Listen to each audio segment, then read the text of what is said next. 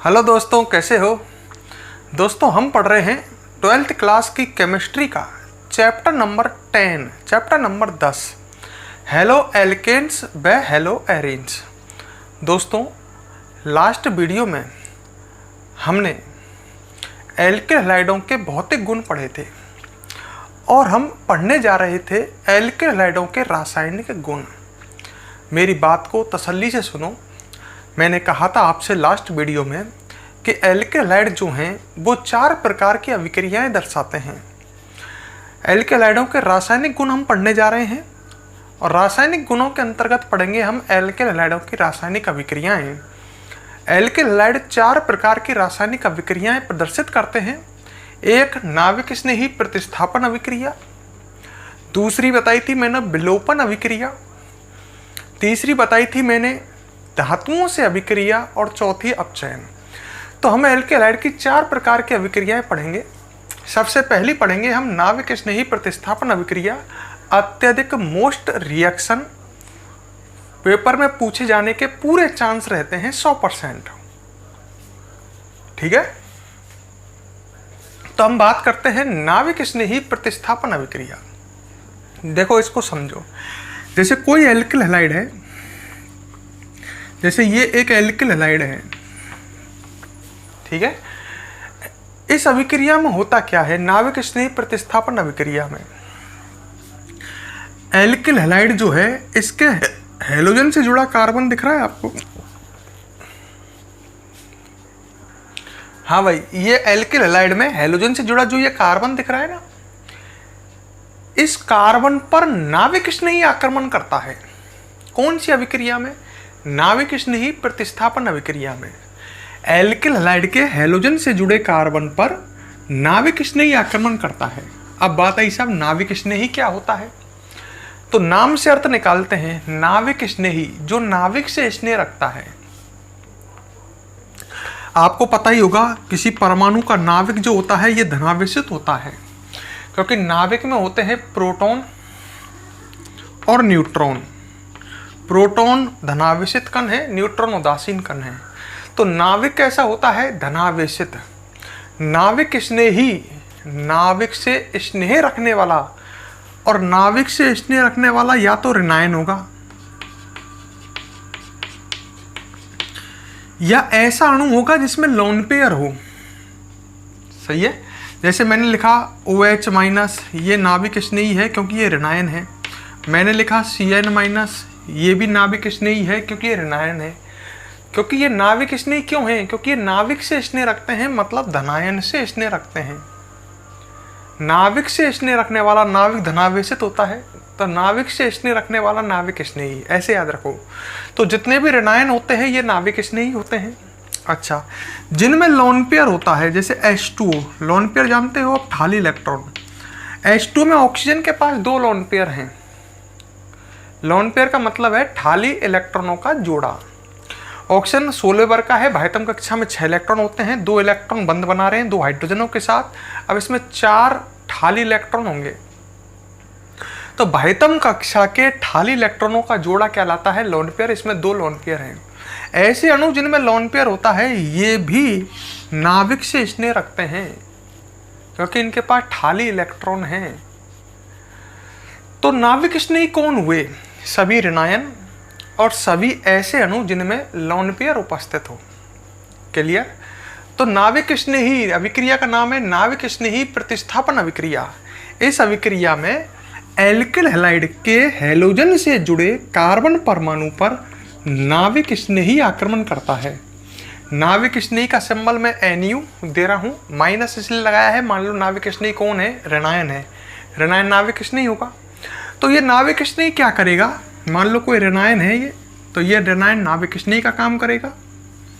ठीक है, तो ये नाविक स्नेही इस कार्बन पर अटैक करेगा और हैलोजन को प्रतिस्थापित करेगा। मतलब हैलोजन को हटा करके खुद जुड़ जाएगा, तो उत्पाद बन जाएगा CH3NU और संग में क्या बच जाएगा? Cl-। भाई कार्बन 5 बंध बनाए हुए हैं, कार्बन इसका पहले से 4 बंध बनाए हुए हैं। अब नाविक स्नेही आएगा तो 5 बंध तो बढ़ ही नहीं सकते, तो इसमें हैलोजन हट जाएगा और नाविक स्नेही जुड़ जाएगा। अच्छा, ये प्रतिस्थापन हुआ। प्रतिस्थापन का मतलब समझ रहे हो, एक का हटना और दूसरे का जुड़ना। तो एल्किल हैलाइड से हैलोजन हट करके नाविक स्नेही जुड़ जाएगा। ये अभिक्रिया है नाविक स्नेही प्रतिस्थापन अभिक्रिया। दोबारा सुन लो, एल्किल हैलाइड की नाविक स्नेही प्रतिस्थापन अभिक्रिया में या इस अभिक्रिया में एल्किल हैलाइड के हैलोजन से जुड़े कार्बन परमाणु पर नाविक स्नेही आक्रमण करता है और हैलोजन को प्रतिस्थापित करता है, मतलब हैलोजन हटा करके खुद जुड़ जाता है। तो अभिक्रिया का नाम हो गया नाविक स्नेही प्रतिस्थापन अभिक्रिया। ढंग से सुन लो, जैसे अभिक्रिया का नाम है नाविक स्नेही प्रतिस्थापन, मतलब सबसे पहले आक्रमण कौन करेगा? नाविक स्नेही। और प्रतिस्थापन होगा इस अभिक्रिया में। प्रतिस्थापन मतलब एक समूह हटेगा। हटा कौन सा समूह है? Cl-। इस बंध में 2 इलेक्ट्रॉन थे ना, Cl- हटा और Nu- जुड़ा। तो ये हुआ प्रतिस्थापन, एक समूह का हटना दूसरे समूह का जुड़ना। तो आप समझ गए होंगे इस अभिक्रिया में क्या होगा नाविक स्नेही प्रतिस्थापन अभिक्रिया में। क्लियर? एल्किल हैलाइड के हैलोजन से जुड़े कार्बन परमाणु पर नाविक स्नेही आक्रमण करता है, वह हैलोजन समूह को प्रतिस्थापित करता है। तो हम लिख सकते हैं, बात को समझो, हर चीज को समझो। हम लिख सकते हैं इस अभिक्रिया में, इस अभिक्रिया में,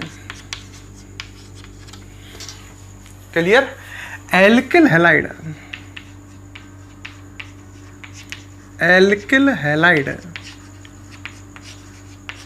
के हैलोजन,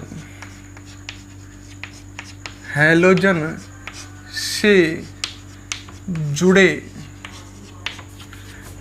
कार्बन परमाणु पर, कार्बन परमाणु पर कौन आक्रमण करता है? नाविक स्नेही। नाविक स्नेही आक्रमण करता है, वह किसको प्रतिस्थापित करता है? हैलोजन समूह को। एल्किल हैलाइड के हैलोजन समूह को प्रतिस्थापित करता है। इसका मतलब समझ गए, उसको हटा करके खुद जुड़ जाता है। वह हैलोजन समूह को प्रतिस्थापित करता है।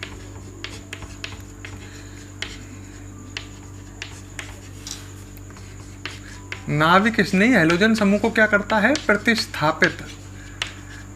तो ये तो बात हो गई नाविक स्नेही प्रतिस्थापन अभिक्रिया की। क्लियर? अब नाविक स्नेही प्रतिस्थापन अभिक्रिया है जो दोस्तों 2 प्रकार की है। एक होती है SN1 और एक होती है SN2।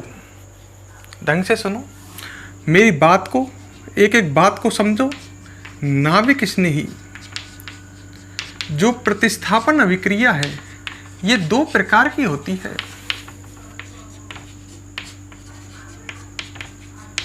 अभिक्रिया 2 प्रकार की होती है।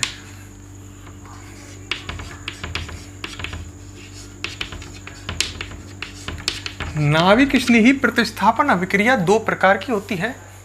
एक होती है SN1 अभिक्रिया, जिसकी फुल फॉर्म है एकाणुक नाविक स्नेही प्रतिस्थापन अभिक्रिया। नाविक स्नेही प्रतिस्थापन अभिक्रिया।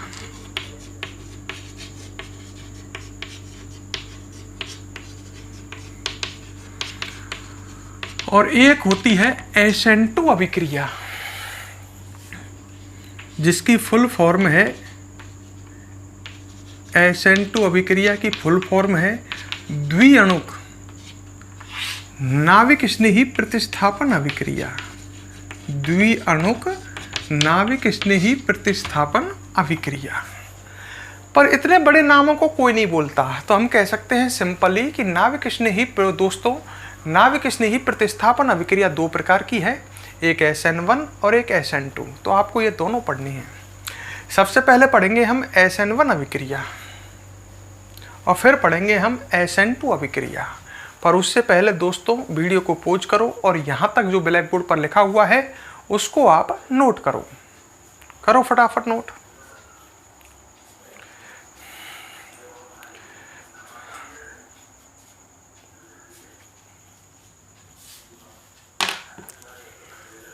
कर लिया।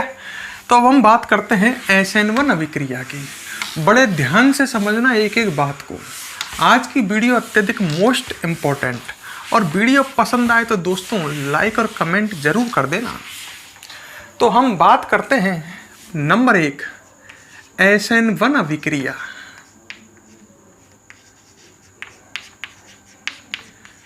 ठीक है, जिसकी फुल फॉर्म आपको बताई दी है, एक आणुक नाविक स्नेही प्रतिस्थापन अभिक्रिया है।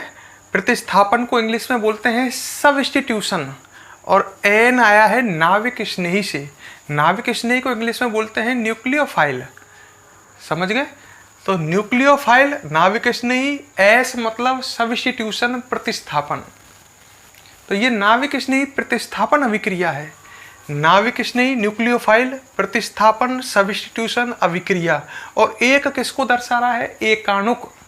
तो ये अभिक्रिया है एकाणुक नाविक स्नेही प्रतिस्थापन अभिक्रिया। 2 लगा देता तो क्या आंसर बन जाती? द्विअणुक नाविक स्नेही प्रतिस्थापन अभिक्रिया। अच्छा, ये अभिक्रिया जो है SN1 अभिक्रिया, यह अभिक्रिया 2 पदों में संपन्न होती है। क्लियर? मेरी पहली बात क्या कही? यह अभिक्रिया कितने पदों में संपन्न होती है? 2 पदों में। तो इस बात को पहले समझते हैं, हम लिखते नहीं हैं। जैसे मान लो मैंने एक अभिक्रिया लिखी, ढंग से देखना। ये है CH3 CH3 मैं मिटाऊंगा, एक बार समझ लेना ढंग से। Cl, ये एल्किल हैलाइड है। कौन सा एल्किल हैलाइड है? 3 डिग्री है। हैलोजन समूह जिस कार्बन से जुड़ा हुआ है वो कार्बन 3 कार्बन जुड़ा हुआ है। तो ये एक एल्किल हैलाइड है, 3 डिग्री एल्किल हैलाइड है। अच्छा, ये नाविक स्नेही है। नाविक स्नेही मान लेते हैं हम OH-। तो आपको पता ही है, आप पढ़ तो नाविक स्नेही प्रतिस्थापन अभिक्रिया रहे हो। ये OH- कहाँ अटैक करेगा? कार्बन पर, हैलोजन को हटा देगा।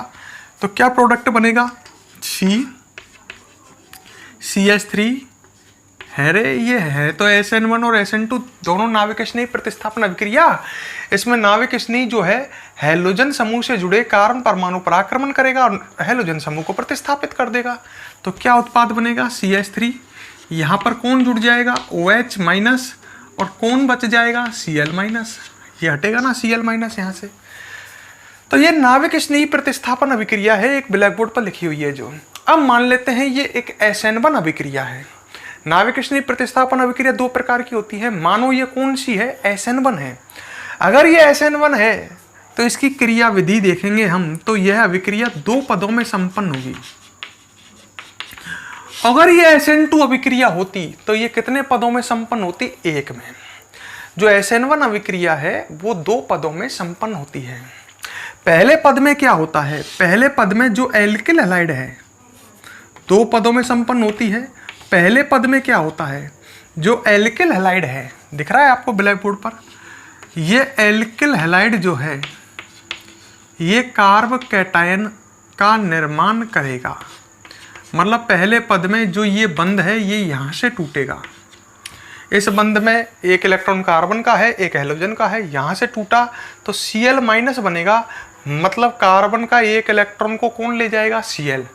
तो यहाँ से पहले पद में कार्ब कैटायन बनेगा। कार्ब कैटायन ही तो है ये, जिसमें कार्बन पर प्लस हो ऐसा आयन क्या कहलाता है? Carb cation.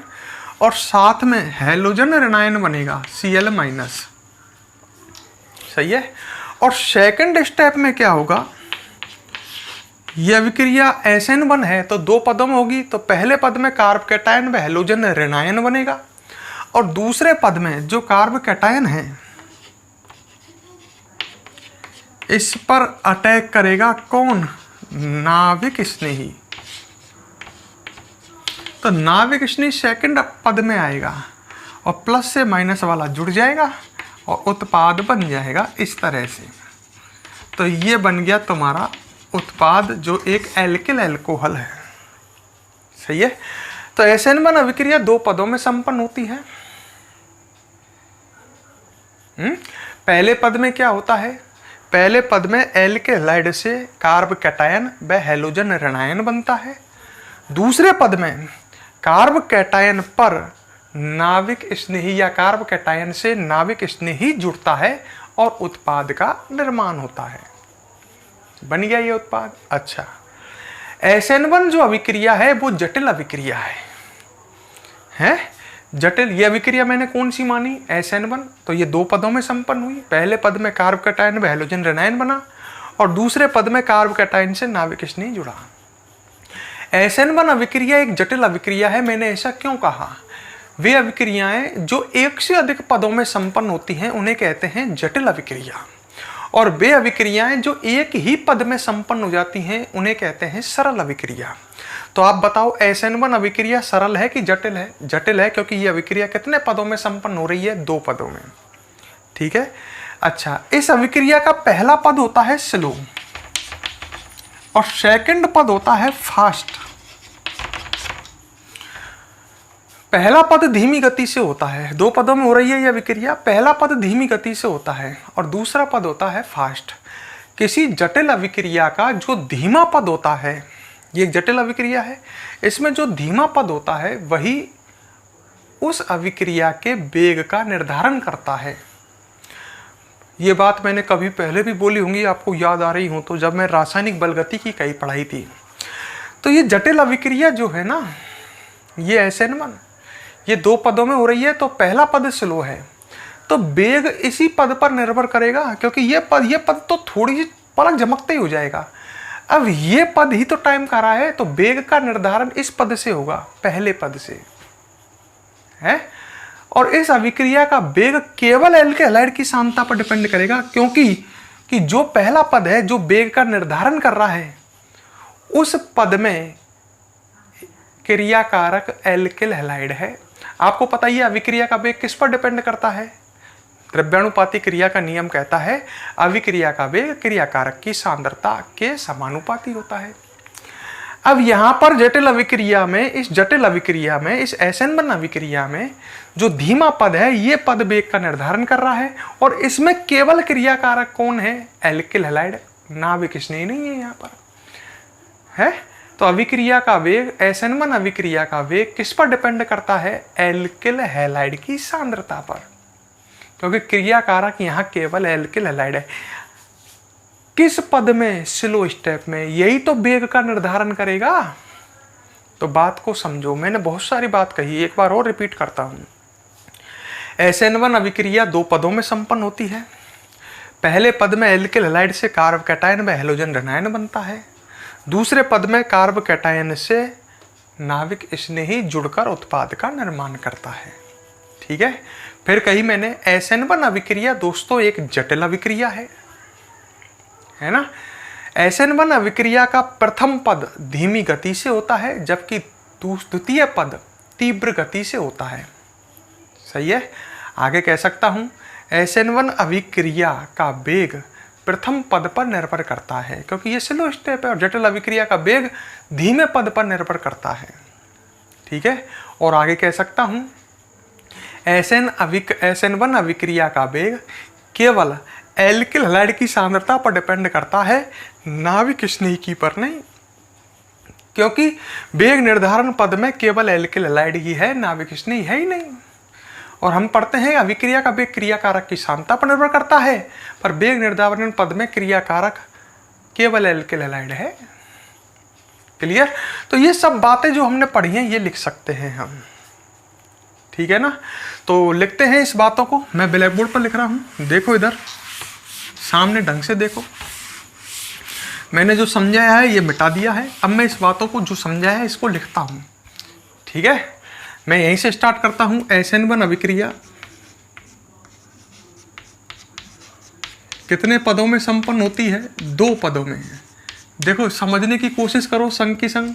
SN1 अभिक्रिया 2 पदों में संपन्न होती है। क्लियर? 2 पदों में संपन्न होती है। यहां तक क्लियर है? अच्छा, प्रथम पद में बताओ क्या होता है? एल्किल हैलाइड से क्या बनता है? कार्ब कैटायन व हैलोजन ऋणायन। प्रथम पद में एल्किल हैलाइड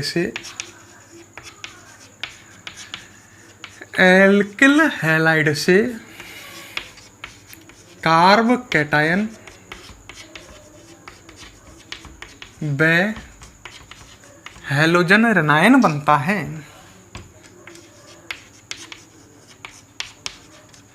हैलोजन ऋणायन बनता है।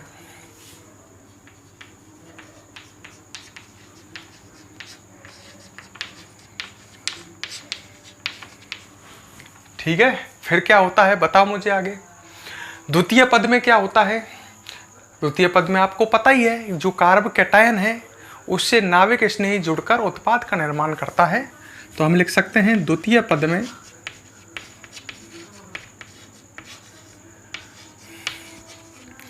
कार्ब कैटायन से नाविक स्नेही जुड़कर, तो नाविक स्नेही तो दूसरे पद में आया, नाविक स्नेही जुड़कर उत्पाद का निर्माण करता है।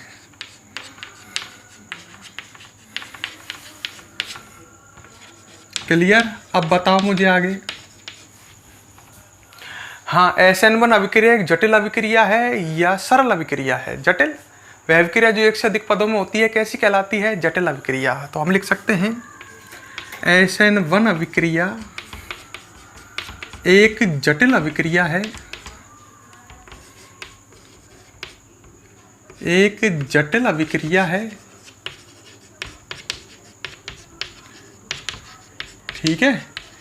हाँ, इसका प्रथम पद धीमी गति से होता है और द्वितीय पद तीव्र गति से संपन्न होता है। हम कह सकते हैं इसका प्रथम पद दो पदों में होती है ना, ये प्रथम पद धीमी गति से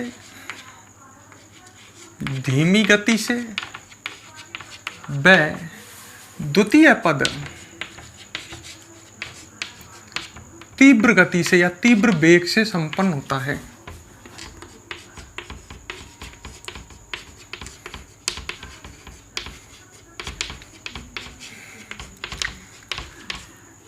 ठीक है, प्रथम पद धीमी गति से और द्वितीय पद तीव्र गति से संपन्न होता है। अच्छा, इस अभिक्रिया का वेग किस पद पर निर्भर करता है? भाई, जटिल अभिक्रिया का वेग धीमी गति से संपन्न होने वाले पद पर निर्भर करता है। तो इस अभिक्रिया का वेग प्रथम पद पर निर्भर करता है। सही बात है। तो हम लिख सकते हैं इस अभिक्रिया का वेग प्रथम पद पर निर्भर करता है।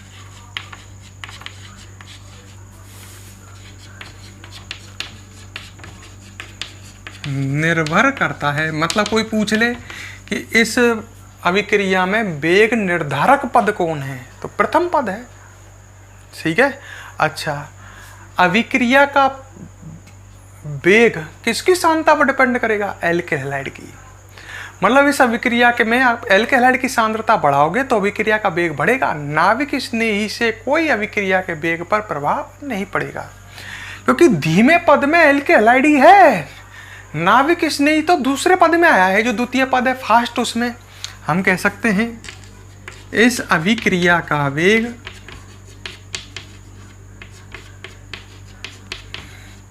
केवल एल्किल हैलाइड की सांद्रता पर निर्भर करता है। बात को बहुत तसल्ली से समझो। एल्किल हैलाइड की सांद्रता पर निर्भर करता है।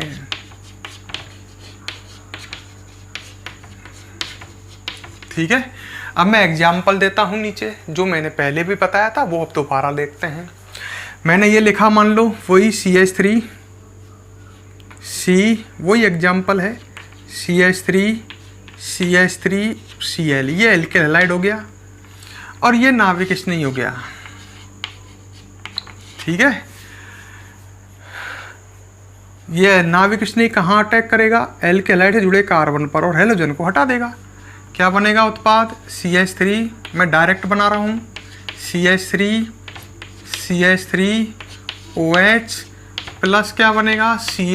Cl minus. सही है। अब ये SN1 अभिक्रिया है, माना है हमने तो इसकी क्रियाविधि दोस्तों कितने पदों में संपन्न होगी? 2 पदों में। सबसे पहला कौन सा पद? First step. फर्स्ट स्टेप में क्या होगा मैंने अभी समझाया था। पहले पद में एल्किल हैलाइड जो है दिख रहा होगा आपको, CH3 C CH3 CH3 Cl, ये एल्किल हैलाइड है। पहले पद में एल्किल हैलाइड से कार्ब कैटायन व हैलोजन रेनायन, मतलब ये बंध यहाँ से टूटेगा और एल्किल हैलाइड से बन जाएगा CH3 C CH3 CH3 plus और Cl माइनस, कार्ब कैटायन व हैलोजन रेनायन। और सेकंड स्टेप में क्या होगा? सेकंड स्टेप में कार्ब कैटायन से नाभिक स्नेही जुड़ेगा, ये कार्ब कैटायन है CH3 C CH3 CH3 plus, और इससे कौन जुड़ेगा? नाभिक स्नेही। नाभिक स्नेही यही है, ये इससे जुड़ जाएगा और हमें प्रोडक्ट मिल जाएगा, उत्पाद मिल जाएगा। ये उत्पाद बन गया। जो फर्स्ट पद है वो कैसा है? Slow step. और सेकंड स्टेप कौन सा है? Fast step. इस अभिक्रिया में वेग निर्धारक पद कौन सा है? पहला, जिसमें क्रियाकारक एल्किलाइड है तो अभिक्रिया का वेग केवल एल्किलाइड की सांद्रता पर डिपेंड करता है। अब इसको मैंने कंप्लीट यहाँ तक समझा दिया है, यहाँ तक आपके समझ में आ गया होगा। दोस्तों वीडियो को पॉज करो और यहाँ तक नोट करो, फिर आगे समझेंगे हम। आज की वीडियो में यही SN1 और SN2 समझनी है हमें। पॉज करो, नोट करो।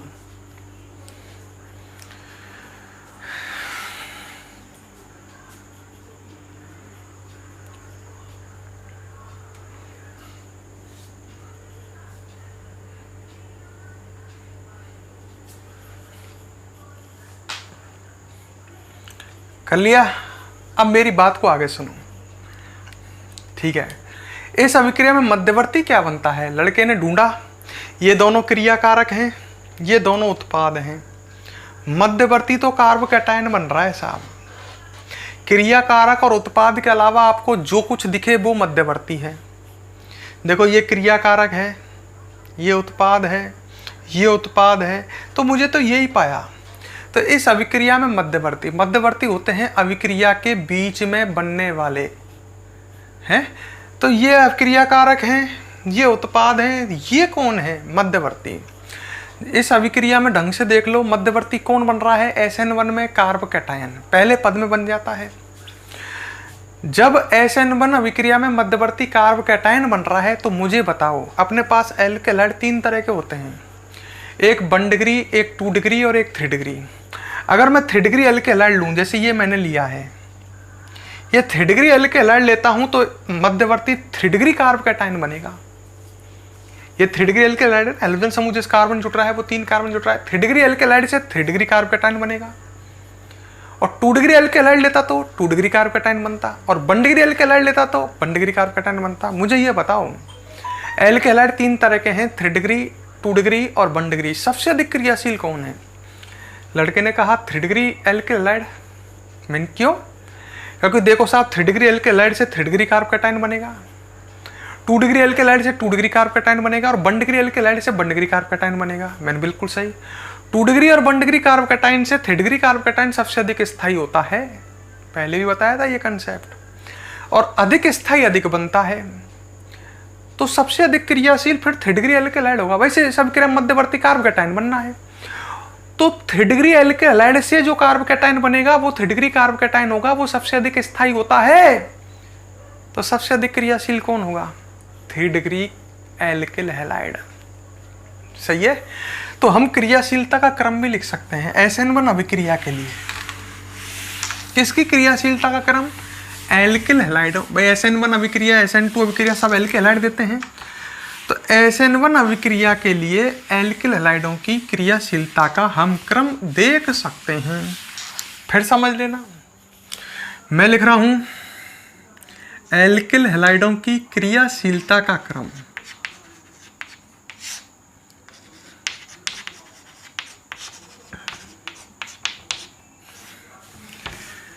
एल्किल हैलाइडों की क्रियाशीलता का क्रम, बात को समझो, हर चीज को का क्रम पढ़ने वाले हो। ठीक है। एक है 3 degree alkyl halide. Alkyl halide 3 तरह के हैं, 3 डिग्री एल्किल हैलाइड, एक होते हैं 2 डिग्री एल्किल हैलाइड, सॉल्ट में लिख देता हूँ, और एक होते हैं 1 डिग्री एल्किल हैलाइड। तो कौन से एल्किल हैलाइड सबसे अधिक क्रियाशील होंगे? 3 डिग्री, और सबसे कम कौन से होंगे? 1 डिग्री। कारण 3 डिग्री एल्किल हैलाइड से हम लिख सकते हैं इस अभिक्रिया में, SN1 अभिक्रिया में मध्यवर्ती कार्ब कैटायन बनते हैं। 3 डिग्री एल्किल हैलाइड से निर्मित carb cation 3 degree carb cation 2 degree व 1 डिग्री एल्किल हैलाइड से निर्मित 2 डिग्री व 1 डिग्री कार्ब कैटायन से अधिक स्थायी होता है। और जब 3 डिग्री कार्ब कैटायन अधिक स्थायी है तो 3 डिग्री एल्किल हैलाइड सबसे अधिक क्रियाशील होगा। हम नीचे कारण डाल के लिख सकते हैं। कारण देखो इधर हम लिख सकते हैं SN1 अभिक्रिया, समझ लो हर चीज को, में मध्यवर्ती क्या बनते हैं? कार्ब कैटायन, मध्यवर्ती कार्ब कैटायन बनता है। क्लियर ये बात? तो पहले पद में बन जाता है। अच्छा, फिर लिख सकते हैं 3 degree alkyl halide, 3 degree alkyl halide का मध्यवर्ती, 3 डिग्री एल्किल हैलाइड का मध्यवर्ती कौन होगा? 3 degree carbocation, 3 degree carbocation, comma 2 degree व 1 डिग्री एल्किल हैलाइडों, 2 डिग्री व 1 डिग्री एल्किल हैलाइडों के मध्यवर्ती, इनके मध्यवर्ती कौन होंगे? 2 डिग्री एल्किल हैलाइडों और 1 डिग्री एल्किल हैलाइडों के मध्यवर्ती। 2 डिग्री एल्किल हैलाइड का मध्यवर्ती कौन होगा? 2 डिग्री कार्ब कैटायन, और 1 डिग्री एल्किल हैलाइड का 1 डिग्री कार्ब कैटायन। सही है, से अधिक स्थायी होता है।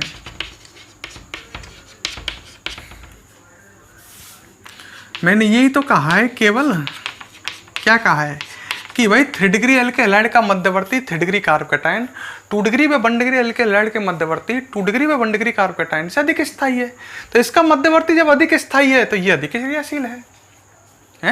भाई जिस अभिक्रिया में मध्यवर्ती कार्ब कैटायन बनता है उस अभिक्रिया में हम मध्यवर्ती से क्रिया कारक की क्रियाशीलता देखते हैं।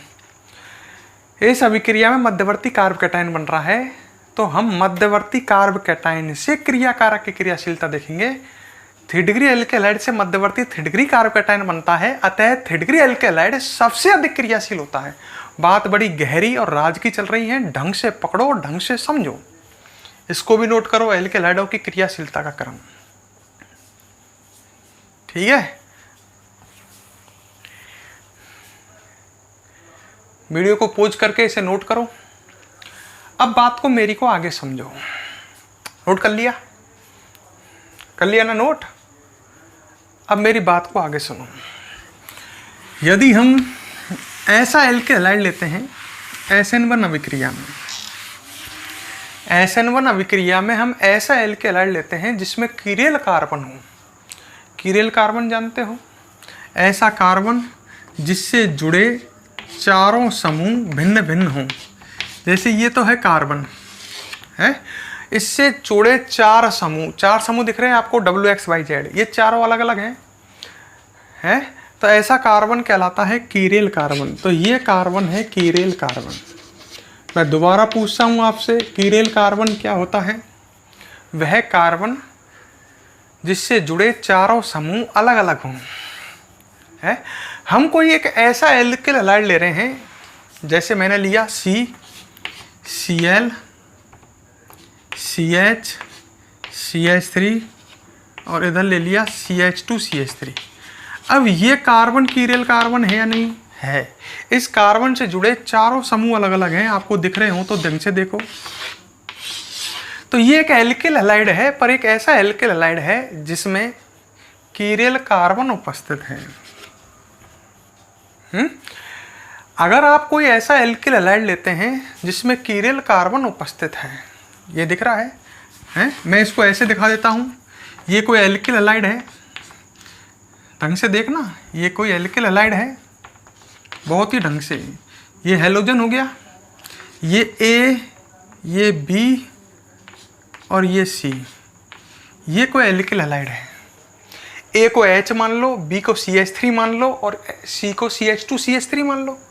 सी की जगह डी लिख देता हूँ, सी में कन्फ्यूजन हो जाए तो। ए को H मान लो, बी को क्या मान लो CH3, डी को क्या मान लो CH2CH3। तो ये एक एल्किल हैलाइड है, ये हेलोजन है और ये कार्बन है। ये एक ऐसा एल्किल हैलाइड है जिसमें कीरेल कार्बन है। कीरेल कार्बन पर मैं स्टार लगा रहा हूँ। ऐसा कार्बन है जिससे जुड़े चारों समूह अलग अलग हैं। और ये एल्किल हैलाइड मान लो SN1 अभिक्रिया दर्शा रहा है। कौन सी अभिक्रिया दर्शा रहा है? SN1 है। SN1 अभिक्रिया हो रही है और SN1 अभिक्रिया ऐसा एल्किल हैलाइड दर्शा रहा है जिसमें कीरेल कार्बन है। बात को ढंग से सुनो। तो पहले पद में तो आपको पता ही है, ये बंध टूटेगा। पहले पद में कार्ब कैटायन बनेगा, ABC, ये कार्ब कैटायन बन गया। डी कार्ब कैटायन बन गया। और संग में हेलोजन रेनाइन बनेगा X-, उसको मैं यही लिख देता हूँ, है। ये कार्ब कैटायन जो बना है ये समतलीय होगा। क्यों होगा? क्योंकि इस कार्ब कैटायन में जो कार्बन है इसका संकरण sp2 है। संकरण बराबर कार्बन का संकरण निकालते हैं तो उसके आसपास सिग्मा बंध देखते हैं, इसके आसपास सिग्मा बंध 3 है, संकरण sp2 है। और जब संकरण sp2 होगा तो ये पूरा समतलीय होगा। सही है? ढंग से समझ लो। तो ये कार्ब कैटायन समतलीय है, मतलब इस कार्बन से जुड़े ये तीनों परमाणु एक ही तल में होंगे। ये sp2 संकरण हो गया। अच्छा, तो पहला पद हो गया। पहले पद में कार्ब कैटायन बन गया, हेलोजन रेनाइन बन गया, SN1 अभिक्रिया हो रही है। सेकंड पद में कौन अटैक करेगा? नाविक स्नेही। ये नाविक स्नेही आ गया। ये कहाँ अटैक करेगा? इस कार्बन पर इससे जुड़ेगा। तो ये नाविक स्नेही देखो तल के दोनों ओर से अटैक कर सकता है। जैसे ये तो समतलीय है कार्ब कैटायन, तो नाविक स्नेही आगे से भी अटैक कर सकता है, इस तल के लंबवत आगे से, और ये नाविक स्नेही इस तल के लंबवत पीछे से, दोनों तरफ से अटैक कर सकता है, आगे से भी और पीछे से भी, क्योंकि ये समतलीय है कार्ब कैटायन। तो ये आगे और पीछे दोनों से नाविक स्नेही अटैक कर सकता है। मतलब ये नाविक स्नेही पीछे से भी अटैक कर सकता है और ये आगे से भी अटैक कर सकता है, तल के दोनों ओर से अटैक कर सकता है। तो सुनो अब ढंग से, दो तरह के उत्पाद बनेंगे। एक नाविक स्नेही आगे से अटैक करे, त्रिविम में सोचना, आगे से अटैक करे, और एक पीछे से अटैक करे। तो दो तरह के उत्पाद बनेंगे, दोनों एक दूसरे के दर्पण प्रतिबिंब होंगे। एक में नाविक स्नेही आगे से जुड़े, इसको देख लो, और दूसरे में नाविक स्नेही पीछे से जुड़े। बीच में दर्पण लगा के देखो, ये दोनों एक दूसरे के दर्पण प्रतिबिंब नहीं है क्या? एक में नाविक स्नेही आगे से जुड़े इस तरह से, और दूसरे में नाविक स्नेही पीछे से जुड़े। तो जो दोनों उत्पाद बनेंगे वे एक दूसरे के दर्पण प्रतिबिंब नहीं बनेंगे क्या? मतलब दो तरह के प्रोडक्ट बनेंगे। एक में नाविक स्नेही आगे, इसमें नाविक स्नेही दो तरह से अटैक कर सकता है, आगे से भी और पीछे से भी। तो बर्तन में ऐसा तो है नहीं केवल ये एक ही अणु हो, ऐसे बहुत सारे अणु होंगे। तो कुछ में नाविक स्नेही 50% में से तो आगे अटैक करेगा और 50% में पीछे से। तो दो तरह के प्रोडक्ट बनेंगे, एक ऐसा A, B, D और NU, और एक जस्ट इसका दर्पण प्रतिबिंब A, D और B। ढंग से समझ लो, ये दोनों एक दूसरे के दर्पण प्रतिबिंब में, बीच में शीशा लगा दूं तो दोनों एक दूसरे के दर्पण प्रतिबिंब हैं। सही है? दो तरह के प्रोडक्ट बनेंगे। अच्छा, ये दोनों एक दूसरे के दर्पण प्रतिबिंब हैं, ये दोनों प्रकाशिक समावयव हैं। ध्यान करो, मैंने कहा था वे प्रकाशिक समावयव क्या होते हैं? जो एक दूसरे के दर्पण प्रतिबिंब हो और एक दूसरे पर अध्यारोपित नहीं हो। ये दोनों प्रकाशिक समावयव हैं। अच्छा, आधे तो बनेंगे, 50% तो डी समावयव, डी समावयव का मतलब समझ गए, जो समतल ध्रुवित प्रकाश के तल को क्लॉकवाइज घुमाते हैं। आपको पता ही है प्रकाशिक समावयव जो होते हैं वो समतल ध्रुवित प्रकाश के तल को घुमाते हैं। ये दोनों प्रकाशिक समावयव हैं। एक समतल ध्रुवित प्रकाश के तल को क्लॉकवाइज घुमाता है तो दूसरा एंटी क्लॉकवाइज। जो क्लॉकवाइज घुमाएगा वो कहलाएगा डी समावयव और जो एंटी क्लॉकवाइज घुमाएगा वो कहलाएगा एल समावयव। तो दो तरह के समावयव बन जाएंगे, 50% तो डी और 50% एल। दोबारा समझो, है ये एक ऐसा एल्किल हैलाइड था जिसमें कीरेल कार्बन है और ये SN1 अभिक्रिया दे रहा है। तो पहले पद में तो कार्ब कैटायन और हैलोजन एनायन बन गया। अब जब नाभिक स्नेही अटैक करेगा तो उस बर्तन में बहुत सारे कार्ब कैटायन होंगे। जब नाभिक स्नेही अटैक करेगा तो 50% में तो आगे से और 50% में पीछे से, मतलब कुछ उत्पाद ऐसे बनेंगे, 50% उत्पाद ऐसे बनेंगे जो समतल ध्रुवित प्रकाश के तल को क्लॉकवाइज घुमाएंगे और 50% ऐसे बनेंगे जो एंटी क्लॉकवाइज। मतलब दो तरह के उत्पाद बन रहे हैं जो एक दूसरे के दर्पण प्रतिबिंब में, जिनमें भिन्नता केवल किसमें है, समतल ध्रुवित प्रकाश के तल को घुमाने में। 50% ऐसे होंगे जो समतल ध्रुवित प्रकाश के तल को क्लॉकवाइज घुमाएंगे और 50% ऐसे होंगे जो समतल ध्रुवित प्रकाश के तल को एंटी क्लॉकवाइज। जो क्लॉकवाइज घुमाएंगे वे तो डी समावयव, दोनों प्रकाशिक समावयव हैं, क्लॉकवाइज घुमाने वाले डी और एंटी क्लॉकवाइज घुमाने वाले एल। सही है। और ये मिश्रण कहलाएगा रैसेमिक मिश्रण। क्या कहलाएगा? रैसेमिक मिश्रण। बात आई कि साहब रैसेमिक मिश्रण क्या होता है। मैंने कहा ऐसा मिश्रण जिसमें 50% डी समावयव हों और 50% एल समावयव हों। मतलब ऐसा मिश्रण जिसमें आधे ऐसे यौगिक हों जो समतल ध्रुवित प्रकाश के तल को क्लॉकवाइज घुमाते हों और आधे ऐसे यौगिक हों जो समतल ध्रुवित प्रकाश के तल को एंटी क्लॉकवाइज। मतलब अगर कोई एल्किल हैलाइड ऐसा है जिसमें कीरेल कार्बन उपस्थित है और वो SN1 अभिक्रिया प्रदर्शित करता है, तो SN1 अभिक्रिया के पश्चात जो उत्पाद बनेंगे वो रैसेमिक मिश्रण बनेंगे। कोई एल्किल हैलाइड जिसमें कीरेल कार्बन है और वो SN1 अभिक्रिया देता है तो उत्पाद रैसेमिक मिश्रण बनेगा। मतलब उत्पाद में दो तरह के उत्पाद होंगे, एक डी समावयव वाले और एक एल समावयव वाले। तो बात बड़ी गहरी करी मैंने, बुद्धिमानी से आपने समझने की कोशिश करी हो तो मैं इसको बात को लिखता हूँ, लिख सकता हूँ स्टार लगा करके। यदि कीरेल कार्बन युक्त एल्किल हैलाइड,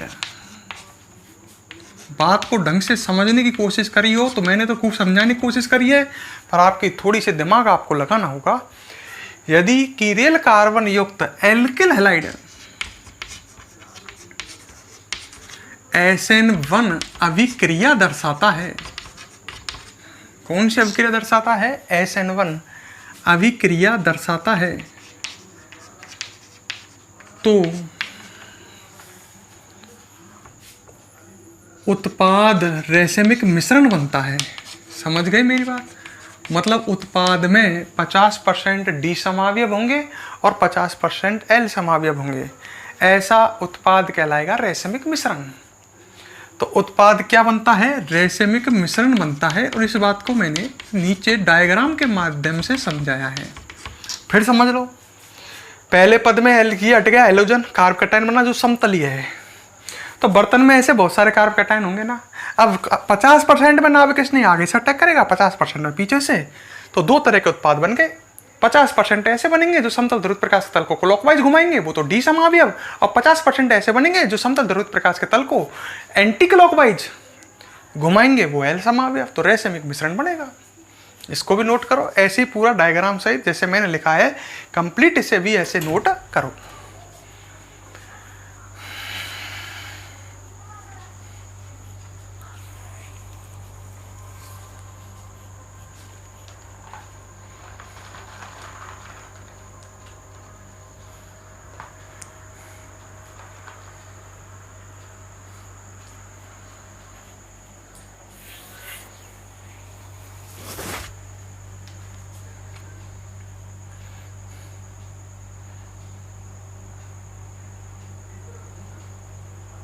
ठीक है। अब हम बात करते हैं दोस्तों SN2 अभिक्रिया की।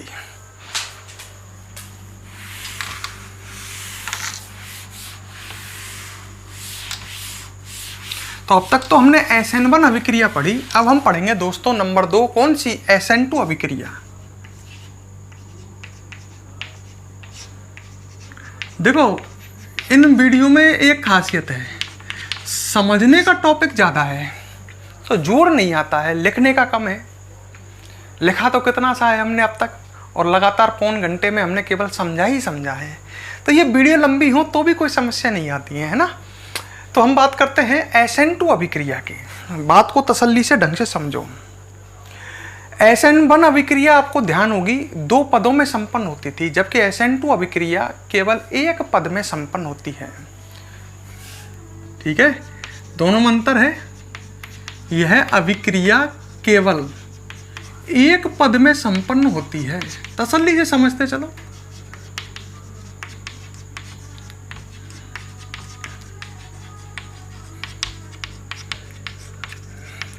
अब इधर देख लो, पहले समझ लो। SN2 अभिक्रिया 1 ही पद में होती है, जबकि SN1 2 में। नाम से देखो, नाम है SN1 हो 2 पदों में रही है, नाम है SN2 और हो 1 पद में रही है।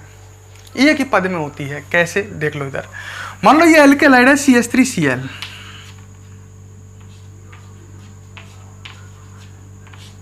CH3Cl, ठीक है, 1 ही पद में होगी। ढंग से देख लो तो कैसे होगी?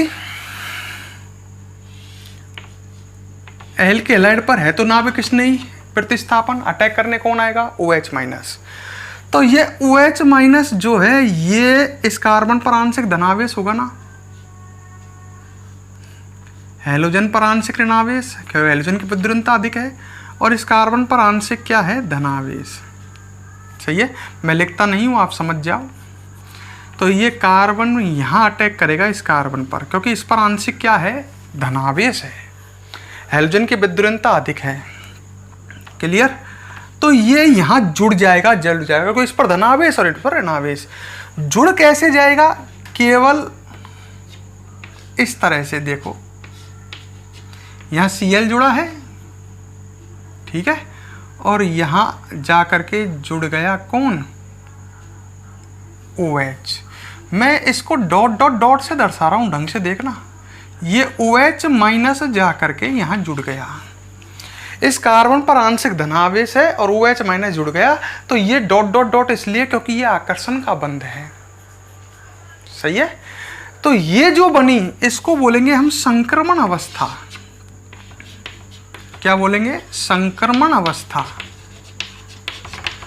जिसमें कार्बन ऐसा प्रतीत हो रहा है जैसे 5 बंध बना रहा है, पर वास्तविकता यही है कि कार्बन 4 ही बंध बना रहा है। यहां तो ये केवल आकर्षण का बंध है कार्बन और OH- के मध्य। तो संक्रमण अवस्था में कार्बन 5 बंध बनाता हुआ प्रतीत हो रहा है। अच्छा, फिर क्या होगा? अब इसमें से ये हटेगा Cl-। सही है, अब इसमें से क्या निकलेगा? Cl-। और जैसे ही Cl- निकलेगा तो इस तरह का हमको प्रोडक्ट मिल जाएगा OH। सही है, जैसे ही Cl- हटेगा इस तरह का हमें प्रोडक्ट प्राप्त हो जाएगा। Cl- निकलते ही O कार्बन के साथ सह संयोजक बंध का निर्माण कर लेगा, क्योंकि जैसे ही Cl- निकलेगा कार्बन पर प्लस चार्ज आएगा और प्लस और माइनस के बीच में बंध का निर्माण हो जाएगा, सह संयोजक। क्लियर है यहां पर? है, तो इस तरह से होगा। एक बात देख रहे हो आप बहुत ढंग से, 1 ही पद में हुई है ये तो केवल बीच में क्षणिक अवस्था है, कुछ समय के लिए, कुछ क्या, बहुत कम। OH- जुड़ा, पीछे तुरंत Cl हट गया। तो 1 ही पद में होती है ये, 1 ही बार में हो रही है। OH- आया, Cl हटा। एक बात देखो इसमें, क्या इस अभिक्रिया में OH- हैलोजन वाले स्थान पर जुड़ सकता है क्या? SN2 में, ये SN2 है। OH- मतलब नाभिक स्नेही हैलोजन वाले स्थान पर जुड़ सकता है क्या? नहीं जुड़ सकता। OH- हमेशा हैलोजन के विपरीत तरफ से जुड़ेगा। क्यों? क्योंकि इसमें पहले OH- जुड़ रहा है, फिर हैलोजन हट रहा है। जबकि एसएन, मान लो यही अभिक्रिया मान लेते हैं कुछ समय के लिए SN1 होती तो पहले ये हट जाता है SN1 में, ध्यान करो, पहले ये हट जाता है फिर OH माइनस जुड़ता है। तो SN1 अभिक्रिया में OH माइनस नाविक स्नेही हैलोजन वाले स्थान से भी जुड़ सकता है। SN1 दो पदों में होती है, SN1 पहले ये हटता है तो OH माइनस हैलोजन वाले स्थान से भी जुड़ सकता है और पीछे से भी जुड़ सकता है। आगे या पीछे से भूल गए होंगे अभी रैसमिक मिश्रण। अच्छा, इसमें कभी भी SN2 में OH माइनस उस स्थान से नहीं जुड़ सकता जिस स्थान से हैलोजन जुड़ा है। तो इसमें एक खास बात होगी, आप ढंग से देखें तो SN2 अभिक्रिया में नाविक स्नेही हैलोजन के विपरीत दिशा से जुड़ता है, तो जो उत्पाद बनता है वो एल्किल हैलाइड के विपरीत विन्यास वाला होता है। विपरीत मतलब समझ गए, जैसे इसमें Cl इधर तो उसमें OH इधर, दोनों एक दूसरे के विपरीत विन्यास वाले हैं। विपरीत मतलब एक में तो जैसे एल्किल हैलाइड में मान लो Cl इधर था तो जो उत्पाद बनेगा उसमें नाविक स्नेह इधर होगा, क्योंकि नाविक स्नेह हैलोजन के विपरीत तरफ से जुड़ रहा है ना। और ये घटना कहलाती है विन्यास का प्रतिपन्न, विन्यास का उल्टा हो जाना। हमने एल्किल हैलाइड ऐसा लिया था पर जो उत्पाद बना उसका विन्यास उल्टा हो गया। हमने एल्किल हैलाइड ऐसा लिया था इसमें Cl इधर जुड़ रहा था और उत्पाद जो बना उसमें नाविक स्नेह इधर जुड़ रहा है। ये घटना क्या कहलाती है? विन्यास का प्रतिपन्न है। मतलब मैं क्या कह रहा हूं, एल्किल हैलाइड SN2 अभिक्रिया में नाविक स्नेह जो है वो एल्किल हैलाइड के हैलोजन के विपरीत दिशा से जुड़ता है। अतः जब ये इधर से जुड़ेगा तो निर्मित उत्पाद जो होगा वो एल्किल हैलाइड के विपरीत विन्यास वाला होगा, उल्टा विन्यास वाला होगा। और ये घटना क्या कहलाती है? विन्यास का प्रतिपन्न। अब एक बात बताओ, ये घटना SN1 में होती है या नहीं? हो भी सकती है, नहीं भी, क्योंकि SN1 अभिक्रिया में पहले हैलोजन हट जाता है फिर नाविक स्नेह जुड़ता है। नाविक स्नेह हैलोजन वाले स्थान से भी जुड़ सकता है और विपरीत दिशा से भी जुड़ सकता है, तो वहां ये घटना हो भी सकती है और नहीं भी। अगर हैलोजन समूह विपरीत दिशा से जुड़ा, नाविक स्नेह SN1 अभिक्रिया में पहले हैलोजन हट गया, SN1 में हैलोजन पहले ही हट गया, अब नाविक स्नेह हैलोजन वाले स्थान से जुड़ सकता है और हैलोजन वाले स्थान से जुड़ा तो विन्यास का प्रतिपन्न नहीं होगा। और ये पीछे की तरफ से जुड़ा विपरीत दिशा से तो विन्यास का प्रतिपन्न हो भी सकता है।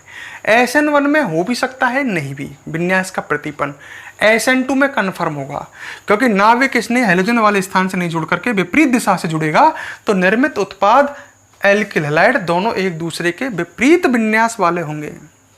एक में हैलोजन इधर, एक में नाविक स्नेह इधर। बड़ी दिमाग से समझो। मध्यवर्ती क्या बनती है? संक्रमण अवस्था। SN2 अभिक्रिया एक ही पद में संपन्न होती है तो सरल अभिक्रिया है, और इस अभिक्रिया का वेग दोनों की सामता पर डिपेंड करेगा, क्योंकि यहाँ पर क्रियाकारक दोनों हैं। इसमें कोई वेग निर्धारक पद तो है ही नहीं, एक ही पद है और दोनों क्रियाकारक हैं एल्किल हैलाइड और नाविक स्नेह। तो इस अभिक्रिया का वेग दोनों की सामता पर डिपेंड करता है।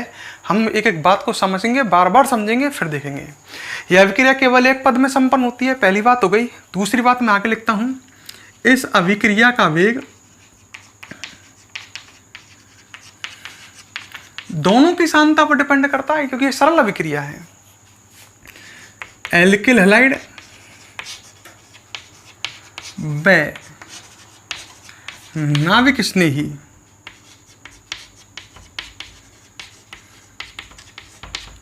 दोनों की सांद्रता पर निर्भर करता है, दोनों की सांद्रता पर निर्भर करता है। ठीक है, एल्किल हैलाइड व नाविक स्नेही दोनों की सांद्रता पर निर्भर करता है।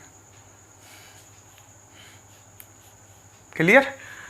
दोनों की एक ही पद में हो रही है ना। अच्छा, और बात बताओ, बाल्डन इन्वर्जन विन्यास के प्रतिपन्न की बात करते हैं, है ना, उसकी बात भी लिखते हैं। क्या बताई मैंने? मतलब हम कह सकते हैं इस अभिक्रिया में नाविक स्नेही एल्किल हैलाइड से हैलोजन की विपरीत दिशा से जुड़ता है। विपरीत दिशा से, पीछे से जुड़ता है, क्योंकि पहले नाविक स्नेही अटैक करता है, फिर हैलोजन हटता है। सही है। तो हम कह सकते हैं इस अभिक्रिया में, समझो हर चीज को, एल्किल हैलाइड से नाविक स्नेही हैलोजन की विपरीत दिशा से जुड़ता है। विपरीत मतलब विपरीत दिशा से, ऐसे विपरीत दिशा से जुड़ता है।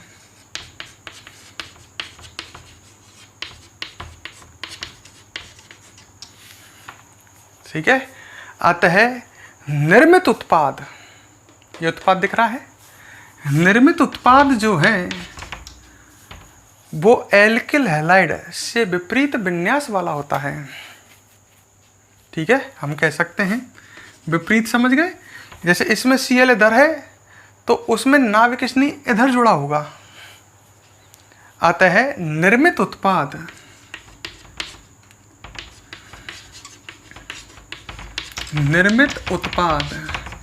एल्किल हैलाइड से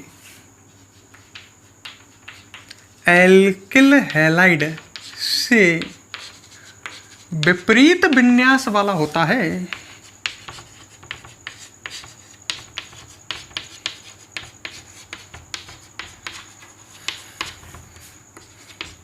और यह घटना क्या कहलाती है? यह घटना विन्यास का प्रतिपन्न, मतलब विन्यास का उल्टा हो जाना। उल्टा ही तो हो गया। एल्किल हैलाइड का विन्यास तो ऐसा था जिसमें Cl इधर था और उसमें OH इधर आ गया। तो यह घटना विन्यास का प्रतिपन्न, या इसको एक नाम से और जानते हैं, बाल्डन प्रतिपन्न कहलाती है।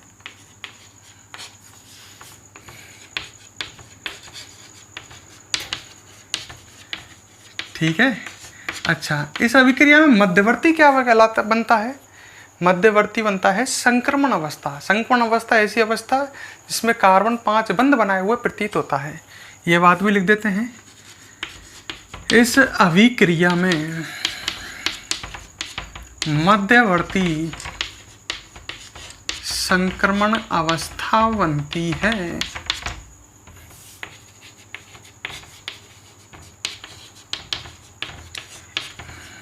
जो क्षणिक अवस्था है, ठीक है, कुछ समय के लिए बनी, बहुत कम समय के लिए, तो इसको आप ऐसे के ऐसे ही नोट कर लो, SN2 अभिक्रिया को भी।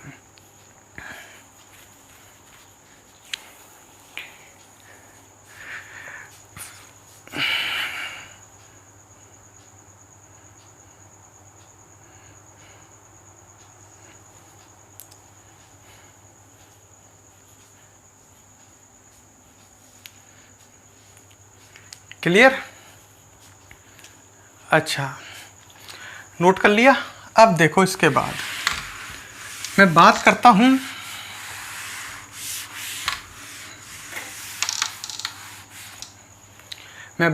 हूं एल्किल हैलाइडों की क्रियाशीलता। एल्किल हैलाइडों की क्रियाशीलता का क्रम।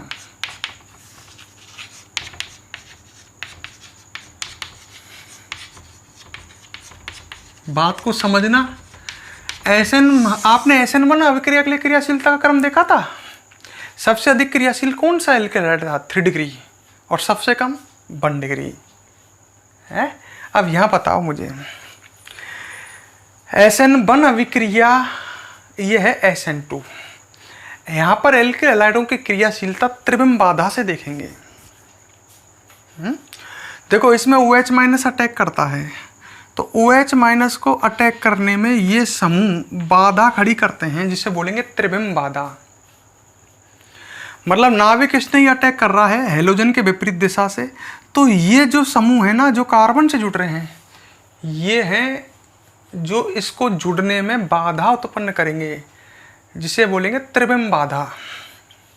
अच्छा, अगर ये बाधा कम होगी तो नाविक स्नेह का अटैक आसानी से होगा, और नाविक स्नेह का अटैक आसानी से होगा तो अभिक्रिया आसानी से होगी।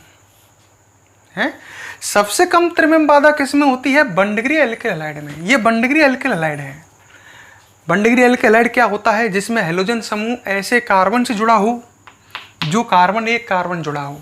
इसमें हेलोजन समूह जिस कार्बन जुड़ रहा है वो एक भी कार्बन से नहीं जुड़ रहा है, फिर भी इसको बॉन्ड डिग्री एल्किल हैलाइड मानेंगे।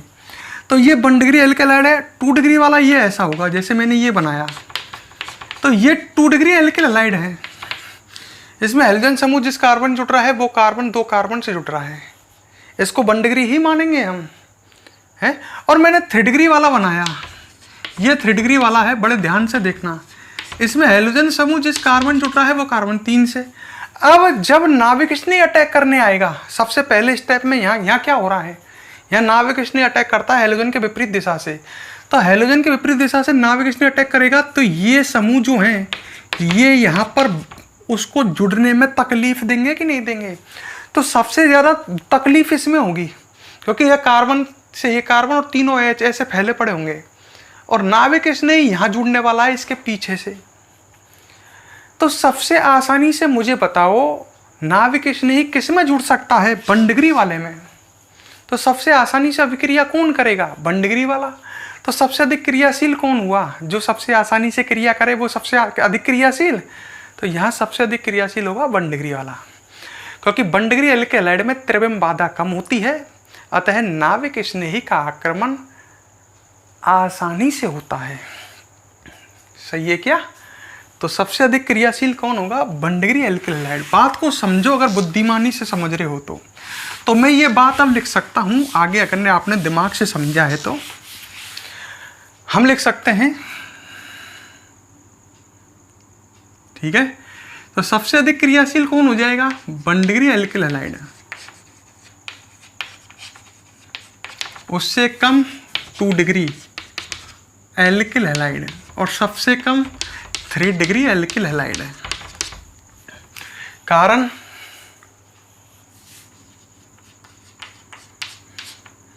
बॉन्ड डिग्री एल्किल हैलाइड में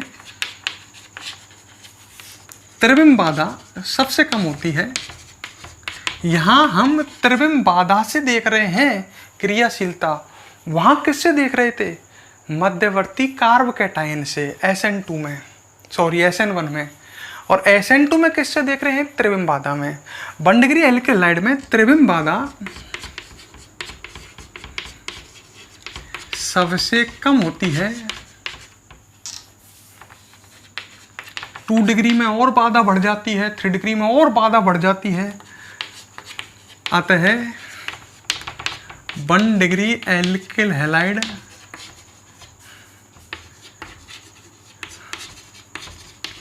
पर नाविक स्नेही आसानी से आक्रमण करता है।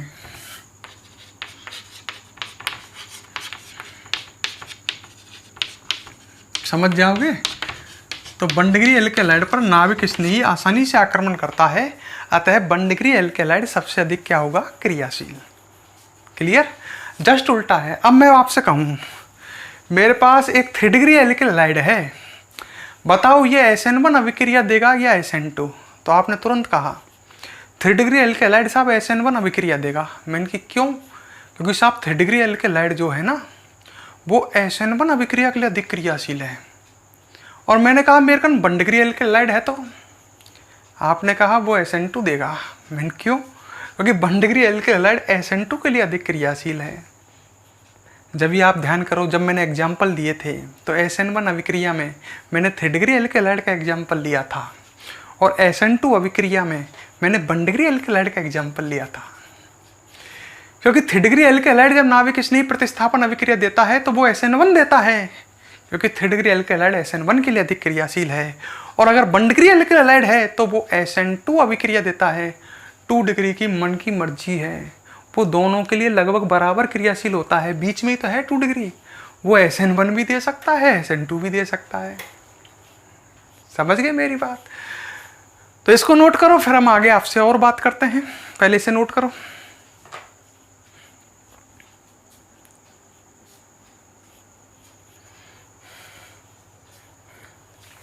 ये नोट कर लिया आपने। तो दोस्तों आज की वीडियो थोड़ी सी लंबी, ज़्यादा लंबी नहीं है, पर मज़ेदार वीडियो, शानदार वीडियो, बहुत समझने की वीडियो, पेपर में क्वेश्चन आते हैं इससे। वीडियो पसंद आए लाइक और कमेंट करना। ठीक है, अब हम आपसे नेक्स्ट क्लास में मिलेंगे, ज़्यादा नहीं कहूँगा मैं।